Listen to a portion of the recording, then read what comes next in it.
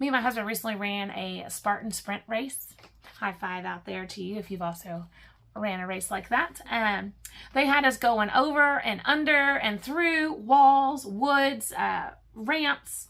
We had to complete 20 obstacle courses and run a 5K. My now regular fitness routine was showing what this 42-year-old body can do. I was kind of impressed with myself, so I was glad.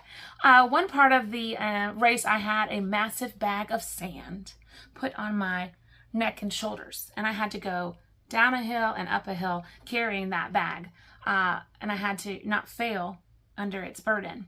As I neared the end, someone called out, "Hey, that bag's for the guys. That's 60 pounds. The females carry the 40-pound bag with the red writing on it." Oh, oops. Now I have a choice to make.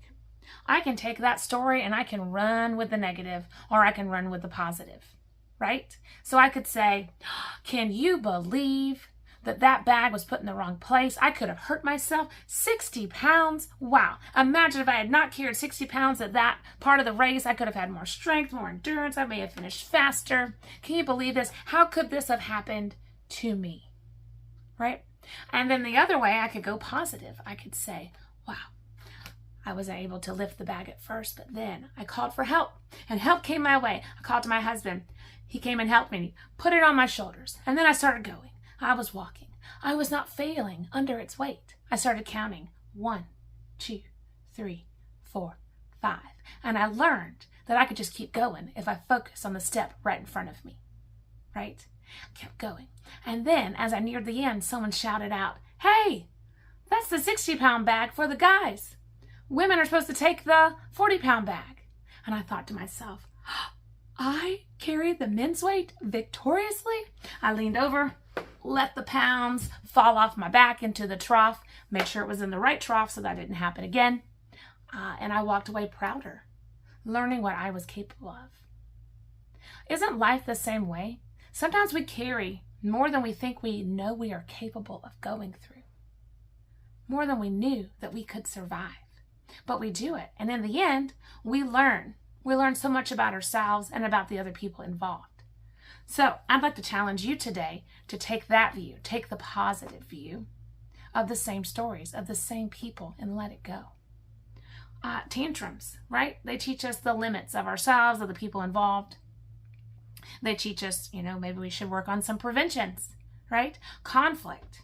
Though it makes us want to hate the person or hate ourselves or hate our life or hate the situation that we're in, they teach us that we are capable of a greater love than we've ever known. We are capable of forgiving, of understanding, of helping. We learn so much about ourselves. Also, there's a song called Unbreakable by Colton Dixon. And in that song, he says, "Look at me now, stronger," right? And at the end, we learn that we are, as the song is called, unbreakable. So there's things in my life and my past that has tried to break me. But look, here I am right now, stronger. I learned that I could grow, that I had places that I needed to grow in, and I'm better for it now. So I would like to make a challenge to look at those places that are negative in our past and in our story and look for the good. What came out of that? And maybe take that with us as well, or even instead.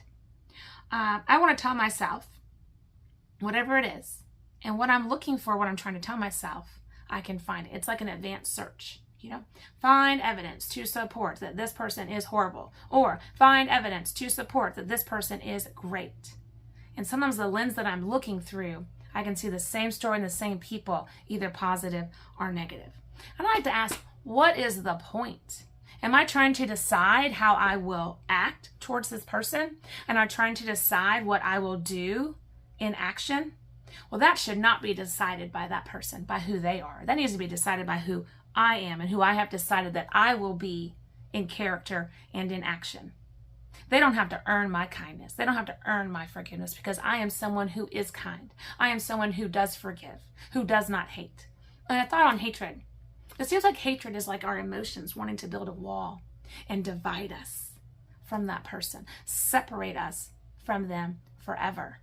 It just seems like hatred is also just kind of a revenge with our emotions. So I'd like to say, I don't have a place for hatred in my life, because I am someone who does not hate. I am someone who loves. And I like to ask myself, what would love do in this moment? What would they think about this person? What would they keep thinking about this person? What would they keep saying about this person? What would they do towards this person? And if I want to set a standard of love in my life, then that is my choice, not the past, not the person involved. So I'd like to make a challenge today to you to let the past go, let the people go, and decide today what is yours and only yours to give. What is your role in life? What is your roles in the relationship, your part to do? What is your part in this moment? What is your part in the relationship, in the work? And focus on that and decide who you will be and what you will do, and nothing else makes that decision for you. So, if I'm looking for something, that's what I'm going to see. When I was pregnant, it seemed like all of a sudden everybody was pregnant. I could just see pregnant women everywhere. When we were interested in a certain type of car, we kept seeing that type of car everywhere. But sometimes I'm looking for my glasses or my phone, and they're right in front of me, in my hand, on my head, on my face even, and I cannot see them. And the reason why I cannot see them is because I'm not looking for them, right? And same thing, sometimes there's good and positive that can be taken with you through those stories. But if we're not looking for it, looking for the lessons that have been learned and the growth that we got as a result, right? They're right in front of us for the taking. So I'd like to challenge you one more time. Why take the negative when the positive is also there for the taking and for the retelling of your story, of your life? Be encouraged. Thank you.